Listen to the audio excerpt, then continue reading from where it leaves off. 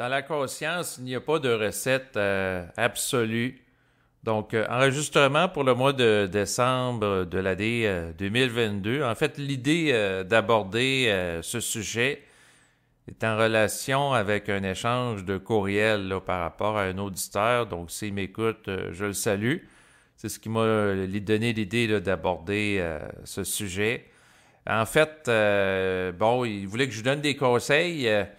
Et puis, à un moment donné, ben, j'ai répondu qu'il n'y a pas de recette absolue dans le domaine de la conscience, dans le sens que c'est sûr qu'il y a des éléments qui peuvent favoriser un développement individuel. Prenons par exemple, si la personne grandit avec des parents affectueux, si la personne a des ressources pour répondre à ses besoins au niveau alimentaire, au niveau physique, répondre aux besoins de base qui sont abordés, entre autres, dans la pyramide de Maslow, qui est souvent utilisée dans le domaine de la psychologie.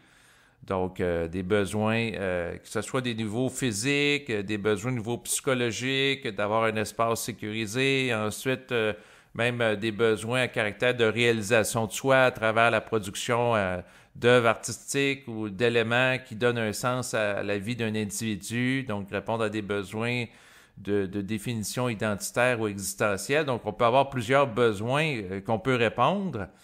Mais pour parvenir à intégrer la conscience supramentale, il n'y a pas une recette absolue et la recette et son application n'est pas sous le contrôle de l'ego en ce sens que c'est l'esprit, de par la nature des événements, qui va chercher entre autres à ajuster l'ego. Et l'ego, à partir de sa capacité réflexive, ne pourra jamais appréhender totalement l'univers et la réalité. Il peut former des théories. Il peut avoir une compréhension au fil des ans de plus en plus sophistiquée de l'être humain sur le plan, par exemple, de sa programmation génétique, sur le plan de sa psychologie, sur le plan de son mode de vie aussi. Mais tout est en fonction de variables qui sont très complexes et la façon qui est faite l'ego, il ne peut pas à avoir une compréhension intellectuelle de la recette sur le plan absolu qui va fonctionner pour lui dans une optique d'en venir à avoir davantage de paix de l'esprit dans le quotidien, à atteindre ce que certains appellent un état de bonheur. Et c'est sûr que tout ça peut être sujet à discussion dans un sens, parce que si l'individu devient dans un état de paix très grand et devient à ce moment-là statique, stagnant sur le plan évolutif, au niveau de l'esprit, ce type de bonheur et peut être, comment dire, vu comme une entrave à une intégration plus grande d'énergie dans le futur ou une mobilisation plus grande de l'ego, dans le sens que si l'ego reste passif dans sa vie en croyant avoir atteint la réalisation, dans un état psychologique parce qu'il a mis en application une recette dans sa vie de développement personnel. Il peut y avoir différents niveaux de recettes. Donc, quelqu'un peut dire « Ah, je vais méditer 20 minutes par jour en pratiquant la respiration de Shodhana, c'est-à-dire en respirant d'une narine altérée d'une à l'autre, et ça lui donne un état de bien-être. Moi-même, je pratique ça là, une fois de temps en temps. Je vais faire des mouvements de yoga, des mouvements de qigong, des méditations pleine conscience aussi. Ça m'apporte quelque chose d'agréable. Au niveau psychologique, ça peut me permettre de détendre. Donc, si je parle avec un rythme qui est lent, j'écoute des enregistrements d'hypnose avec des respirations. Ça peut permettre de savourer, de déguster un état agréable. Donc, au niveau psychologique, ça peut m'apporter un grand bienfait. Mais dans l'optique d'une réalisation et d'un changement vibratoire, que la personne intègre davantage d'énergie dans l'optique d'un déploiement plus grand de sa parole, qui deviendrait alors une force plus puissante pour véhiculer l'énergie, l'esprit, ça ne va pas nécessairement générer ça. Donc, et ça dépend qu'est-ce que l'individu a à vivre. Donc, ce que j'expliquais à la personne, c'est que je ne vois pas de recette. S'il y aurait une recette universelle qui fonctionnerait avec tout le monde, probablement que présentement, il n'y aurait plus de problème de pauvreté sur la Terre et puis plus de problème de maladie. À part les gens qui aiment souffrir, là, mais je veux dire, il y aurait des problématiques qui seraient éradiquées alors que c'est pas le cas. Puis aussi, l'une des contrariétés en relation avec l'intégration de la conscience supramentale, c'est que quelqu'un qui voit, comment dire, un cheminement de conscientisation comme quelque chose à atteindre ou quelque chose à obtenir, puis qu'une fois que tu l'as, ben tu l'as pour l'éternité. Oui, la personne peut intégrer un niveau de conscience qui est différent pour le reste de sa vie en relation avec un choc d'énergie qui provient de l'esprit, mais le point, c'est que la personne, elle peut vivre par la suite des oppositions pareilles dans sa vie. Donc, ça ne veut pas dire que parce qu'elle intègre ponctuellement de l'énergie de son esprit, que le reste de son existence va être un long fleuve tranquille. La conscience, si on la parle par rapport à la conscience supramentale, c'est une conscience qui est en relation avec de l'intégration d'une manière de plus en plus grande de l'énergie de nature cosmique. Et son objectif, c'est d'amener l'ego qui est capable de la véhiculer à travers une parole à devenir un contenant de cette énergie, un réceptacle de plus en plus vaste avec une capacité d'intégrer de plus en plus des chocs. Et puis aussi d'accomplir certaines choses qui peuvent impliquer des oppositions, mais si la personne a intégré une capacité grandissante d'intégrer les chocs, elle va être capable de faire face aux oppositions qui sont en relation avec la conscience qu'elle peut véhiculer par rapport à des gens de son environnement. Bon, je vais donner un exemple concret, là, parce que c'est sûr ce qui est mentionné ici, c'est quand même assez abstrait. Par exemple, quelqu'un qui est entraîné pour faire des combats de karaté, bien, c'est sûr que si la personne a fait des combats de karaté puis elle est intégrée à encaisser les coups ou à éviter les coups, les chocs, bien, par la suite, ça livre d'un combat avec des adversaires. Elle est habilitée à ça. Si la personne est habilitée à pratiquant des katas, des mouvements de karaté, des postures, à donner des coups de poing, des coups de pied, puis à renforcer ses muscles, donc qui deviennent plus forts alors qu'ils connaissent des micro-déchirures en relation avec un entraînement physique qui est fait en parallèle à l'entraînement lié au combat. Bien, c'est sûr que si elle a livré combat, puis elle est en bonne santé, puis elle est entraînée, ben, elle va être en mesure de le faire avec efficacité. Même chose pour l'individu qui est manipulé pour véhiculer une vibration. Si la personne est habilitée à faire face à des combats à différents niveaux, là, je parle au niveau physique, mais je peux vous donner un autre exemple au niveau psychologique. Quelqu'un qui est intervenant, il pratique la relation d'aide, que ce soit un travailleur social, un psychologue, conseiller d'orientation, psychiatre, et se ramasse devant lui pour la première fois devant un client ou un patient qui est suicidaire.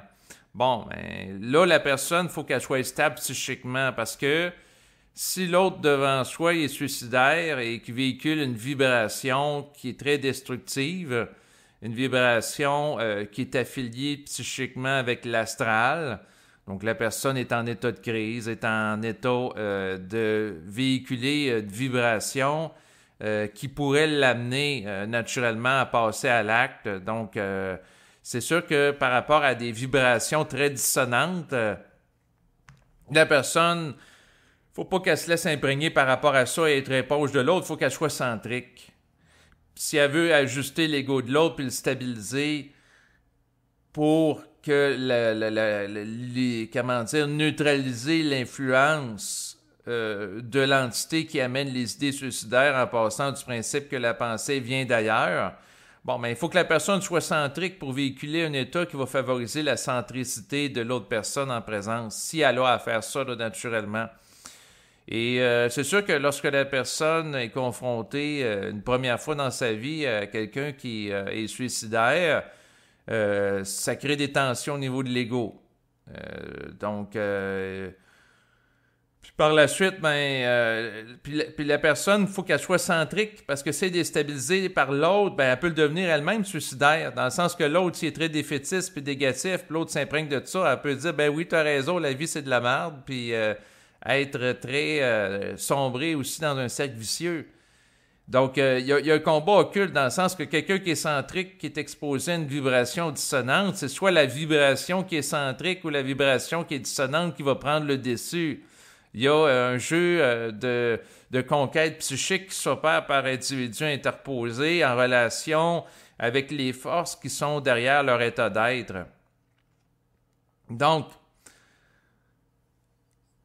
la personne qui réussit à être centrique par rapport à une personne suicidaire, tout dépendant de son rôle, il y en a qui leur rôle, c'est de faire l'intervention directe pour ajuster la personne. Prenons par exemple le cas d'un psychiatre dans une unité au niveau psychiatrique dans l'hôpital qui garde les gens sous son observation là, qui vont là, parce qu'ils sont dans un état très de délibération psychique là, avancée, là, dans le sens que la personne est gardée en observation pendant quelques jours. Bon, mais le psychiatre qui est à la tête de ça est un petit peu comme la dernière ressource, parce que là, les autres intervenants, que ce soit le psychologue ou le travailleur social, vont dire à la personne, ben écoute, moi, je suis pas à l'aise avec ton état d'être, puis dans certains cas, les intervenants vont accompagner l'autre personne à aller sous observation psychiatrique à l'hôpital, mais la personne qui est le dernier ressource de la chaîne, parce que, tu sais, bon, que ce soit le travailleur social, l'éducateur spécialisé, bon, là, je parle des ressources ici au Québec, là, c'est sûr que pour ce qui est des gens qui peuvent m'écouter en Europe, ça peut être d'autres ressources, là, les noms peuvent changer, mais le point, c'est que il y a toujours une ressource terminale. Et la ressource, le dernier recours, si on prend la réalité québécoise où je me trouve, ben c'est le psychiatre. Et c'est lui, en bout de piste, qui est pris avec la personne qui est avec des idées suicidaires ou en état de dépression très avancé, et ainsi de suite. Donc, lui, il faut qu'il soit stable psychiquement. Le psychologue aussi, il faut qu'il y ait une certaine centricité. Mais le point, c'est qu'en passant que la personne a étudié ou non intellectuellement les formes de la conscience supramentale, si la personne a composé avec quelqu'un qui est suicidaire, implicitement, il y a un jeu énergétique qui s'opère. Parce que la personne qui est suicidaire, souvent, est chevauchée par l'astral.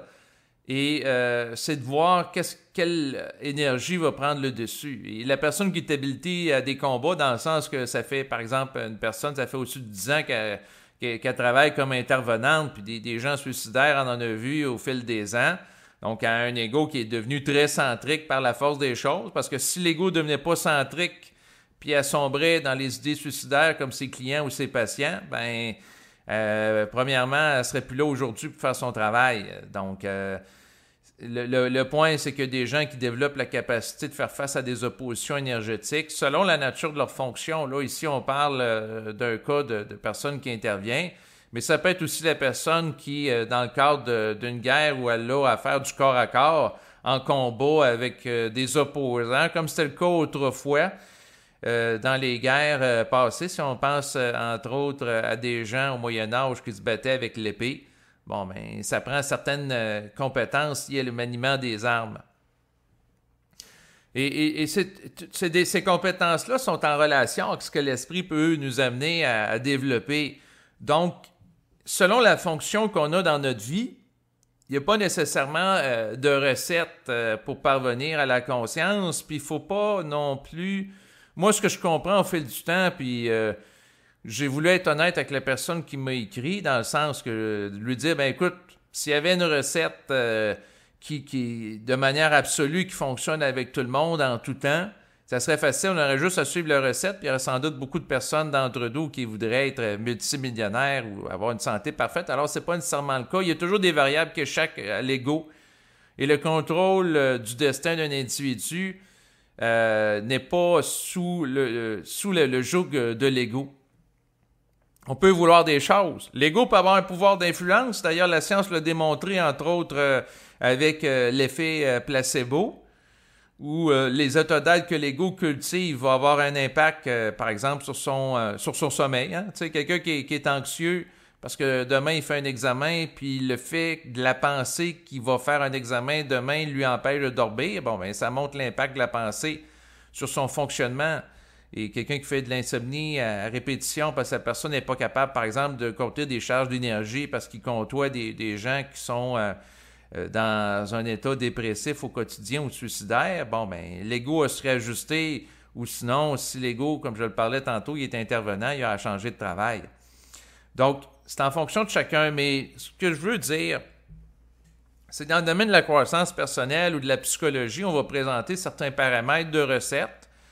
Il y a certains paramètres qui sont valides pour beaucoup de personnes. Tu sais, avoir une alimentation équilibrée, éviter, par exemple, de manger de la nourriture très grasse. Ensuite, faire du sport régulièrement.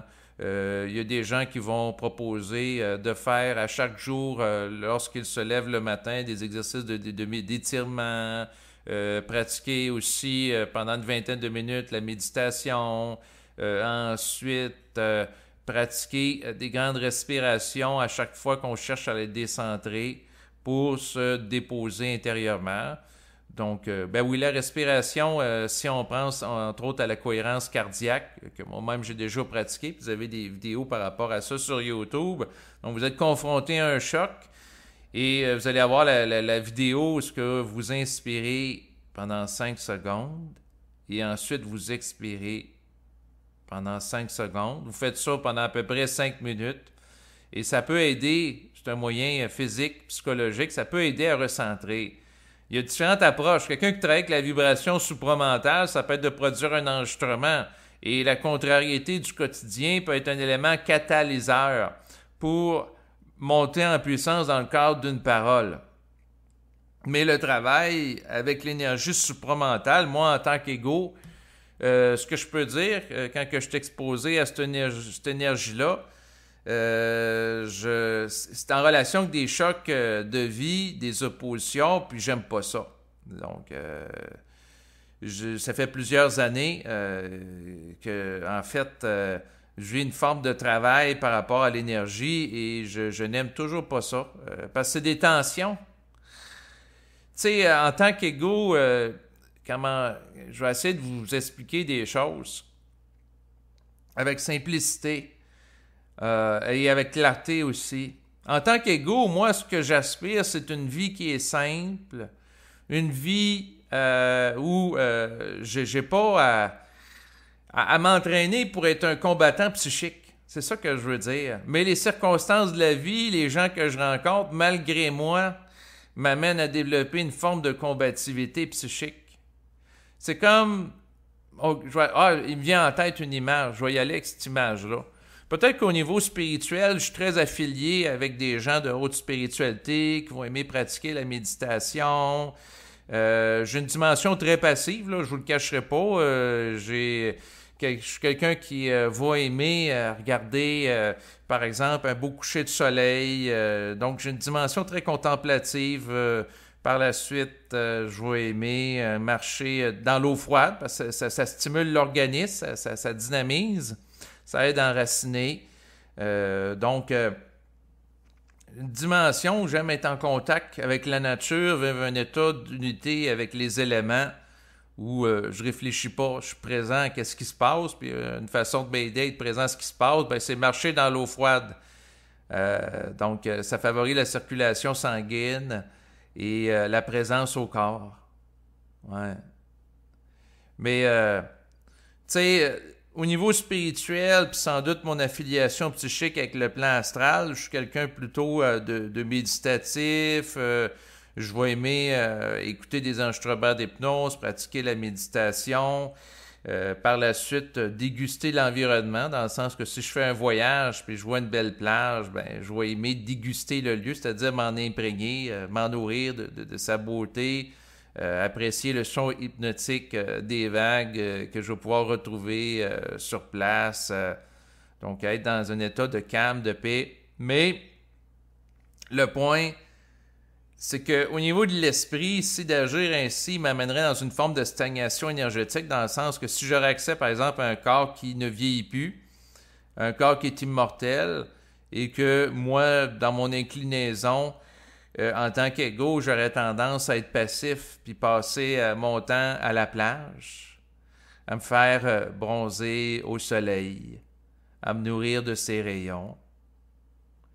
Si au niveau de l'esprit, c'est inintelligent parce que ça ne mène pas, en tant qu'ego, à intégrer des plus grandes charges d'énergie et davantage en état de connectivité et d'unité avec lui, bien, il va créer des événements oppositionnels pour bouleverser mes plans puis faire de moi un guerrier psychique malgré moi. Parce que moi, ce que je peux vous dire, puis c'est ça qui est pas tout retour, puis c'est ça qui est emmerdant puis qui est plate, c'est que si vous avez à composer avec la conscience supramentale, la conscience vibratoire, vous allez vivre des oppositions à différents niveaux en fonction de où ce qu'on veut vous amener.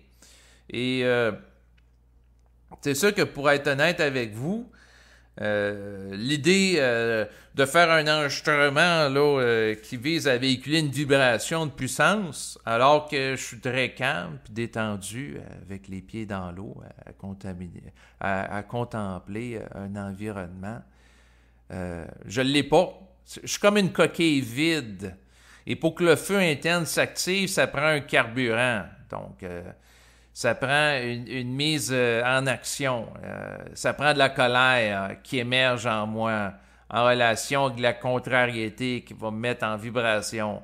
Mais ce qu'il faut comprendre aussi, c'est qu'il ne faut pas chercher le trouble. Il ne faut pas, chercher à créer des conflits avec des gens de l'environnement, là, parce que sans ça, c'est une attitude psychologique dans l'optique de véhiculer une vibration. Et à ce moment-là, la vibration ne sera jamais de la même amplitude. C'est un petit peu comme quelqu'un qui veut provoquer quelque chose, mais comme c'est en fonction d'un désir de l'ego, c'est un petit peu comme simuler une colère mentale. Ça n'aura pas la même amplitude énergétique et la personne qui écoute l'enregistrement va le sentir. Va dire, ouais, là, tu essaies de véhiculer une vibration, mais tu essaies de nous faire véhiculer l'idée qu'en réalité, tu es fâché, mais tu ne l'es pas vraiment. Et l'autre personne, c'est honnête, est obligée de reconnaître que oui, c'est vrai, je ne suis pas fâché. Ce qui m'amène à vivre la contrariété, puis un petit peu l'élan énergétique derrière mon propos aujourd'hui, c'est le fait que, à quelque part, ça c'est très difficile à accepter en tant qu'égo, là, ça fait des années que je suis sur ce point-là, puis c'est peut-être la même chose pour plusieurs d'entre vous. C'est le fait qu'il y a une partie de ma vie qui m'échappe. Il y a une partie de mon existence qui est au-delà de la forme. C'est ça, je pars du principe que l'esprit qui se rapporte à moi est multidimensionnel. Et l'univers aussi. L'univers physique, l'univers phénoménal n'est qu'une petite partie de tout l'univers qui existe. Donc, il y a une grande partie de l'univers qui est au-delà du manifeste, qui est au-delà des formes qu'on peut percevoir, qui est au-delà des atomes. Il y a naturellement une réalité subatomique. Derrière, en fait, en dessous de l'atome, on a des protons, on a des neutrons. Et derrière ça, ben, il y a de l'énergie. Et ça, c'est une dimension qui nous échappe. C'est sûr que s'il y avait une recette, prenons par exemple la question de l'argent. Je vais aborder ce sujet-là au moment où j'ai fait cette capsule au mois de décembre. Ben, il y a beaucoup de gens, que ce soit au Québec ou dans des pays occidentaux, que ce soit la France, la Belgique, qui sont confrontés à une inflation galopante, une augmentation rapide du coût de la vie. Bon, ben, sans doute, il y a plein de personnes qui aimeraient avoir la recette parfaite pour devenir multimillionnaire, là. En tout cas, c'est ce que j'imagine. Mais en réalité, donc, à un moment donné, en lien avec la question de l'argent, je discutais avec quelqu'un, puis la personne, elle disait, ben, si le taux d'intérêt augmente pour diminuer l'inflation, habituellement, ce qui va arriver, c'est que la valeur des placements boursiers en proportion va diminuer.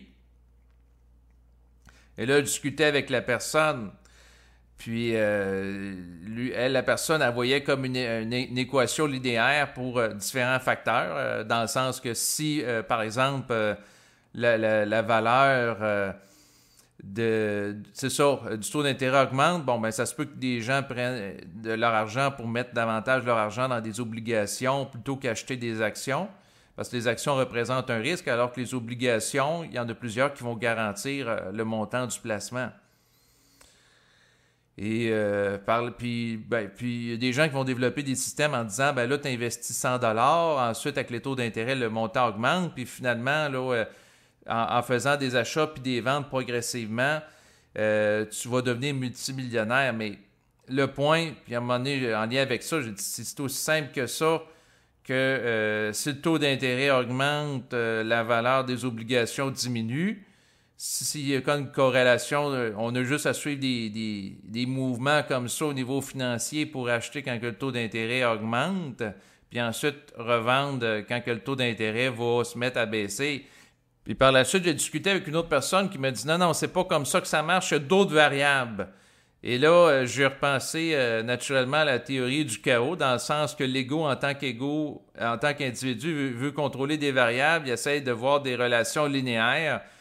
Sauf que dans la vie, il y aura toujours des variables qui échappent à la compréhension linéaire de l'ego, parce que ça serait aussi simple, il y aurait plein de monde qui serait multi-billionnaire. Donc, il y a d'autres variables qui vont avoir une incidence sur l'économie ou la vie en général. Et c'est sûr que dans une civilisation comme la nôtre, et le fait qu'il y a de plus en plus d'individus sur la Terre, donc au mois de novembre de l'année 2022, on est rendu 8 milliards d'interactions en personne, d'interactions sur le web, tous ces éléments-là fait en sorte que tout devient de plus en plus volatile, dans le sens qu'un élément a une influence sur l'autre, donc ça amène une très grande variation, fluctuation de la réalité économique, mais de la réalité mondiale, toutes ces interactions-là, qui ont une incidence les uns sur les autres. On est dans un monde dans lequel on se trouve avec un système multivariable et on a à composer avec la complexité du monde qui échappe naturellement à l'ego. L'ego peut chercher à mettre en place une compréhension des systèmes linéaires. Je pense entre autres à un conférencier qui avait développé une approche de la bourse en relation avec les cycles lunaires pour acheter et vendre des actions. Or, ce conférencier-là n'est jamais devenu multimillionnaire avec l'approche dont il faisait la promotion. Donc, moi, je me méfie de ça. Je me méfie de tout système à caractère linéaire. Pourquoi? Parce que les systèmes linéaires ne permettent pas d'englober la complexité. Tout ça pour vous dire qu'il n'existe pas de recette absolue pour connaître le bonheur financier ou le bonheur en général. Et que si vous avez un moment de répit dans votre vie, un petit peu comme conceptualiser la personne qui a dit que la paix, c'est tout simplement un espace entre deux guerres, ben, il faut en profiter. Il y a des oppositions qu'après coup, on peut réaliser que c'est intelligent. Je vous donne un exemple concret. La personne qui vit une rupture amoureuse et elle doit par la suite apprendre à fonctionner tout seul en logement, alors que la personne, elle avait été... je peux parler de mon cas. Hein, dans ma situation, j'ai vécu avec mes parents. Mon père est décédé, donc je vivais avec ma mère. Ensuite, j'ai été en logement avec ma compagne. Et par la suite, j'ai eu à vivre seul en logement. Donc là, j'ai eu, c'est sûr, à m'adapter, comment on pourrait dire, à apprivoiser la solitude, à composer avec moi-même, et ainsi de suite.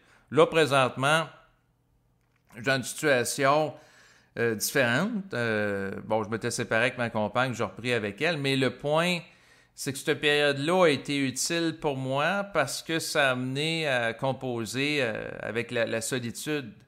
Donc, aujourd'hui, si on me pose la question, c'est pour une raison X ou Y que je deviendrais seul, c'est sûr que ça serait moins anxiogène que si on m'avait posé la question alors que j'étais jeune puis je vivais avec mes parents ou que je vivais avec ma compagne puis je n'avais pas connu la solitude. Autrement dit, quand on connaît quelque chose, à ce moment-là, de faire face à quelque chose de similaire comme la mort d'un proche ou l'intervenant qui a déjà composé avec une centaine de personnes suicidaires, lui dire que demain matin, il est obligé de rencontrer un client qui peut avoir potentiellement des idées suicidaires, il est habitué de faire face à la musique, donc il est entraîné par rapport à ça. Donc, à ce moment-là, il y a la structure énergétique, la contenance pour faire face à la situation. Souvent, ce qui est difficile, c'est de faire face à la nouveauté si la personne n'a pas d'assise. Mais la personne, il y a des gens qui peuvent m'écouter qui ont connu la période de grande inflation dans les années 1980 où le taux d'intérêt avait augmenté beaucoup. Il y avait des gens qui ont fait des faillites personnelles, qui ont perdu leur maison. Parce que c'est sûr que si le taux d'intérêt est du 18%, il y a des gens qui ne seront pas en mesure de payer, et ainsi de suite. Bon, ben, les gens qui ont connu ça, sont confrontés à une situation actuelle où le taux d'intérêt augmente, mais on n'a pas la même amplitude que dans les années 1980. Donc, eux autres, une période de grande inflation, ils ont déjà connu ça, probablement qu'ils sont moins stressés ou anxieux que, par exemple, les jeunes qui sont dans la vingtaine ou dans la trentaine, qui n'ont pas connu consciemment cela, à la différence d'eux. Donc, il y a là quelqu'un qui a grandi et est habitué que les taux d'intérêt, que ce soit pour la maison ou l'automobile, sont bas, puis c'est bas depuis plusieurs années. Bon, ben, de réaliser que le taux d'intérêt augmente à la vitesse grand V, ça peut créer un choc. Ça peut créer du stress, ça peut créer de l'anxiété. En fait, toute situation qui est nouvelle pour l'ego peut l'amener à vibrer à de l'insécurité. Et l'ego, pour faire face à ça, ben, il n'y a pas de recette, c'est de confronter l'événement qui nous crée de l'adversité puis être capable de composer avec. Et au niveau aussi de l'intégration de la conscience supramentale, comme mentionné tantôt, il n'y a pas de recette universelle. Ce qui fait, c'est du cas par cas. Et l'ego est ajusté en fonction de sa capacité à vivre des ajustements par rapport à l'esprit qui se rapporte à lui, qui va programmer des événements. C'est sûr que l'ego, s'il souffre, il peut réclamer des choses à l'esprit en montant en puissance. Donc, puis c'est sûr que moi, je suis dans une optique aussi de commander à l'esprit. Pourquoi? Parce que en commandant à l'esprit, ça permet d'exercer la volonté de l'ego. Moi, je fais mes commandes à l'esprit régulièrement, dans le sens que je vais dire, tu vas t'organiser pour que je sois en santé, que je sois heureux, que j'ai les ressources financières adéquates pour répondre à tous mes besoins au quotidien, et ainsi de suite. Puis si j'ai pas les éléments qui me permettent de fonctionner, je lui demande des réponses. Et ça me prend une réponse naturellement intelligente. Et si le fait d'être privé quelque chose favorise mon développement, je suis obligé de reconnaître avec le recul que c'est intelligent. Dans le sens que je vous donne un exemple concret. Bon, ben, si à un moment donné, je suis privé de ma santé parce que je tombe malade et ça m'amène à développer à travers cette expérience-là, parce que j'attrape la grippe, dans le fond, une capacité d'avoir moins peur de la grippe parce que j'ai eu la grippe, bon, ben, ça permet de dédramatiser quelque chose. Donc, à ce moment-là, ça fait en sorte que je stresse moins. Si je stresse moins, ben, je suis plus présent dans ma conscience. Je suis plus en contact avec l'esprit. Pourquoi? Parce que l'esprit cherche à neutraliser les peurs de l'ego qui vont l'empêcher d'être dans un état d'être de disponibilité par rapport à lui ou d'être dans un état d'agir d'une manière intelligente. Donc, l'esprit travaille l'ego pour qu'il devienne de plus en plus ajusté à son intelligence. Et ça se fait malgré l'ego. Vous n'avez pas besoin de faire d'efforts. Vous n'avez pas besoin d'aller dans un monastère sur le toit du monde, c'est-à-dire au Tibet, là, pour ça, ou pratiquer de la méditation transcendantale avec des maîtres en Inde. Vous n'avez pas besoin de pratiquer non plus le bouddhisme dans des pays asiatiques. Non. L'ego, en fait, il a tout simplement à composer intelligemment avec l'environnement, avec la situation planétaire, puis faire face au choc. Et c'est sûr que le processus existentiel qui se rapporte à la Terre, c'est que l'ego peut vouloir devenir quelqu'un de particulier. Tu sais, comme moi, quand j'étais jeune, je voulais devenir un très bon musicien qui maîtrise très bien la guitare. et être capable de rivaliser par rapport à des virtuoses dans le domaine, donc que ce soit Jimi Hendrix ou d'autres guitaristes extrêmement talentueux. Ça s'est pas avéré. Donc, je suis devenu autre chose. Mais c'est ainsi. Donc, tout ça pour dire que des recettes, avec le temps, au début, quand on est naïf, on peut dire « Ah, je vais aller voir tel conférencier, je vais écouter tel enregistrement, il va me donner des outils, puis il va me permettre de devenir conscient. » Bon, des fois, les gens donnent des conseils qui peuvent avoir une utilité temporaire, mais dans l'absolu, il n'y a pas de recette parfaite pour tout le monde. C'est du cas par cas, puis certaines choses qui sont appliquées par rapport à une personne peuvent donner des résultats. Dans le sens que quelqu'un, par exemple, qui fait un programme d'entraînement et il est âgé de 20 ans, le programme va l'aider à augmenter sa masse musculaire. Par contre, si on demande à une personne de 90 ans de faire le même programme, peut-être que ça va l'amener à avoir une très grande fatigue physique, puis la personne elle va sortir de la salle d'entraînement en civière parce qu'elle sera plus capable de bouger.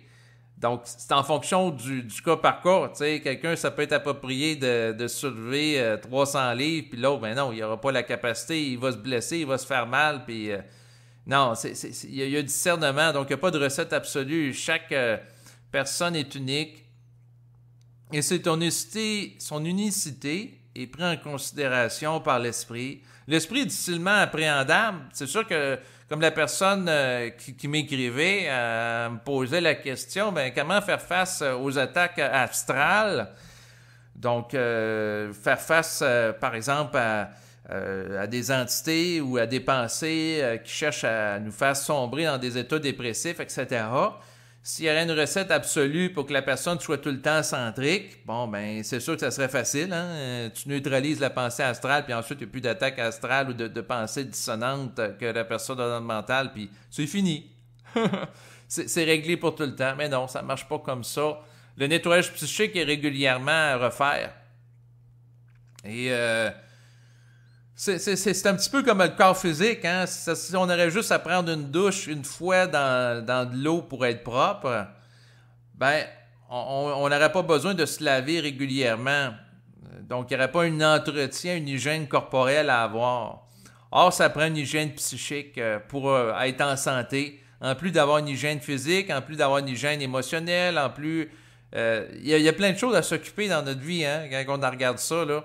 Pour rester en état d'équilibre et de cohérence, c'est propre à chacun. Au niveau de l'hygiène, ben c'est sûr, quelqu'un qui prend sa douche puis il a transpiré, ça le permet de se nettoyer, d'enlever la sueur qui peut avoir une odeur. Donc, d'aller chercher un état de propreté. Sauf que l'état de propreté est temporaire parce qu'il va transpirer de nouveau. Et c'est sûr que quelqu'un peut atteindre un état d'être, de calme, après la pratique d'une méditation. Mais par la suite, que ce soit l'astral ou l'esprit, des pensées adverses peuvent le guetter. Et là, la personne est confrontée à des pensées anxiogènes, puis il va être de nouveau obligé de composer avec elle. Si on part du principe que la pensée vient d'ailleurs et que l'individu en tant qu'ego n'est pas la source de la pensée, bon, ben l'ego a toujours à ce moment-là un rôle réactif par rapport à la pensée. Et c'est sûr que ce qui me crée une contrariété dans ma vie, puis des fois qui m'amène du feu, c'est que c'est toujours à recommencer la combativité par rapport à la pensée dissonante.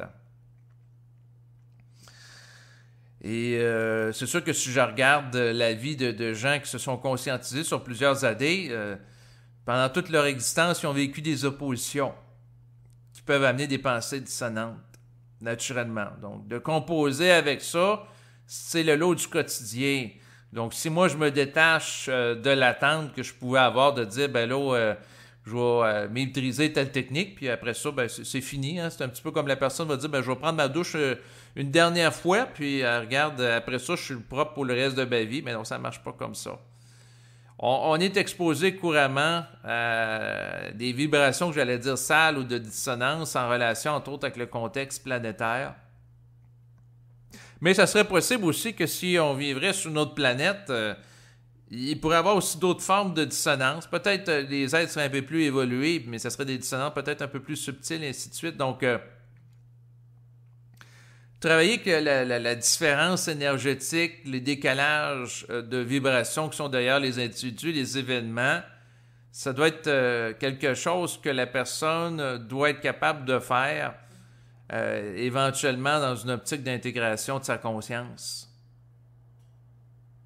Est-ce qu'il y a une recette pour parvenir à ça? Pas nécessairement, parce que si quelqu'un dit « Ah, je vais faire une désensibilisation systématique, je vais aller voyager dans un pays que je ne connais pas la langue, que j'ai jamais été, qu'il y a trop de paramètres inconnus à la personne, bon, ben, elle ne sera pas capable d'intégrer l'événement, puis elle va faire des crises d'anxiété ou d'angoisse. Donc, quelqu'un peut se tremper dans une zone un peu d'inconfort.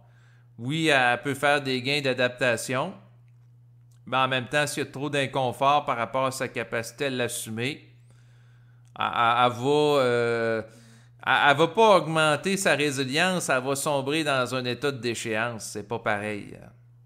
Parce qu'un peu d'opposition, ça peut amener la personne à monter en vibration.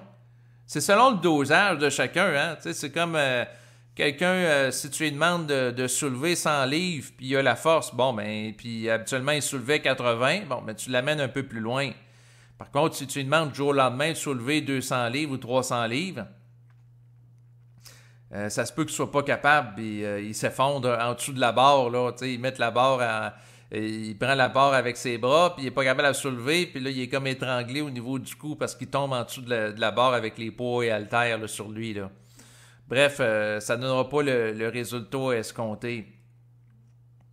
C'est la même chose au niveau psychique. Tu sais, quelqu'un qui est exposé à une personne suicidaire puis elle reste centrique pendant une journée, bon, mais si ça arrive une fois de ponctuel, peut-être une journée par mois, puis elle a la capacité de faire face à ça, elle va être capable d'intégrer l'événement puis le soir dormir tranquille. Par contre, si la personne, tu lui demandes de travailler en urgence psychiatrique du jour au lendemain sans accompagnement, sans formation, puis l'essentiel de son travail, c'est de composer avec des gens suicidaires, puis elle en a plusieurs en présence à journée longue, puis elle n'est pas préparée à ça.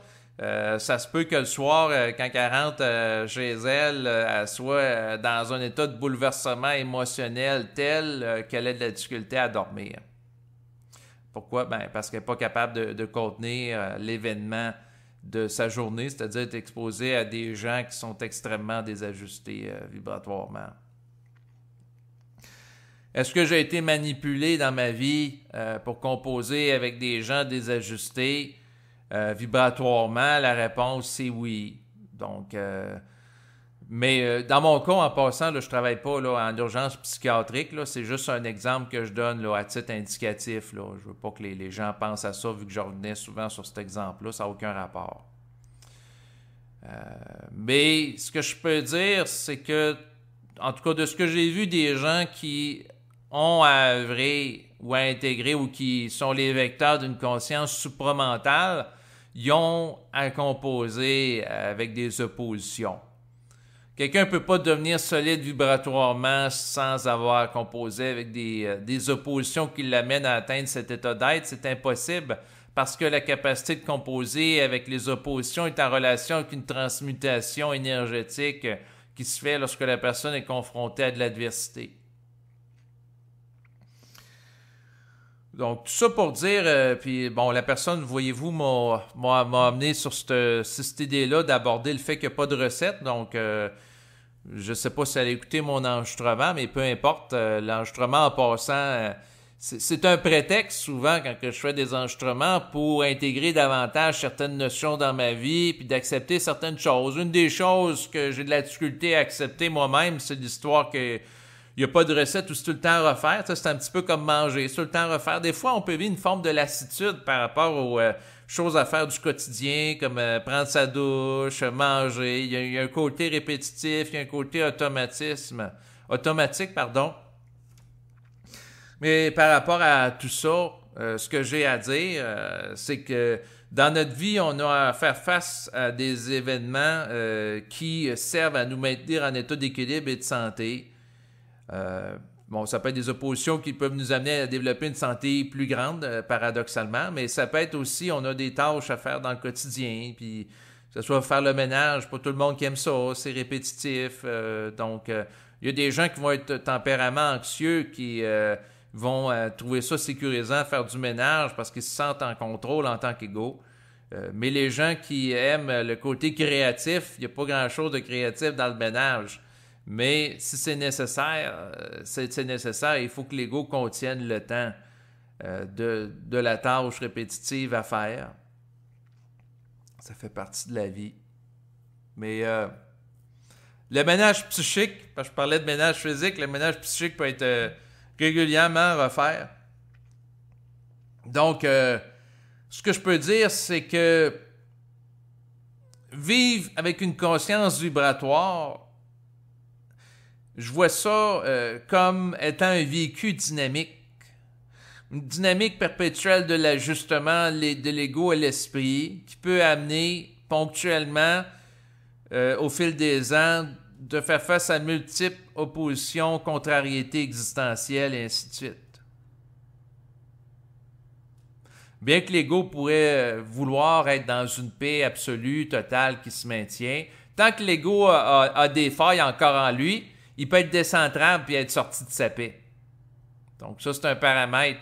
Quelqu'un qui croit être totalement ajusté, si c'est pas réel, il va être confronté à une opposition qui va lui faire dire « Ouais, finalement, par rapport, que ce soit l'aspect financier qui le descende ou l'aspect de la santé, ah ouais, c'est vrai que d'avoir attrapé telle chose, ça m'a décentré. » Tant que l'ego est décentrable, l'ego doit réaliser les zones de vulnérabilité qu'il présente. L'idée, c'est pas de se sentir coupable parce qu'on présente des zones de vulnérabilité. La culpabilité, c'est un poison pour l'âme, c'est une perte d'énergie, c'est inintelligent. Il faut plutôt que l'ego réalise que, OK, je suis vulnérable par rapport à cet aspect-là. Est-ce que j'ai quelque chose à faire, oui ou non? Puis bon, s'il y a quelque chose à faire, d'agir en conséquence, puis par la suite retomber dans un état de paix mentale ou de vide. Un état d'équilibre, un état de cohérence. En fait, le but de l'intégration de la conscience de l'esprit à travers l'ego, c'est que l'ego connaisse un état de plus en plus grand de cohérence psychique, d'adéquation avec le réel, et tout ce qui n'est pas réel ou toute la désinformation que l'ego peut connaître, eh bien, il est appelé à prendre conscience de ces éléments-là, qu'il y a un dévoilement du réel, de la désinformation et des mensonges auxquels il peut être exposé pour que l'ego soit dans un état de compréhension de plus en plus vaste de la réalité. Mais quand je dis de compréhension, c'est pas intellectuel. C'est comprendre que des mouvements d'énergie derrière les situations, les événements et d'être capable de composer intelligemment avec eux. De voir l'essence énergétique derrière les événements, les individus, les choses. Jusqu'où il peut aller, jusqu'où il ne peut pas aller, ainsi de suite. Avoir une juste mesure de lui-même, une juste compréhension de sa vie, de son existence. Donc, c'est ce qui va conclure cet enregistrement. Et peut-être que des gens qui ont été déçus d'en prendre, qu'il n'y a pas de recette pour parvenir à la conscience. La conscience, de ce que j'en comprends au fil des ans, c'est pas un état statique. Quelqu'un qui a grimpé le sommet, puis je suis au sommet, il n'y a plus rien à faire. Non, il faut que la personne, une fois qu'elle a goûté à certains états de conscience extrêmement vibrants, puisse agir pour se maintenir dans l'état de cohérence interne. Donc, autrement dit, se maintenir dans un état de stabilité psychique en dépit de tous les éléments de l'environnement qui peuvent chercher à nous déstabiliser. Et c'est ça le défi de l'individu qui se conscientise auquel il est confronté. Donc, merci de votre écoute. Je vous dis à bientôt. Au revoir.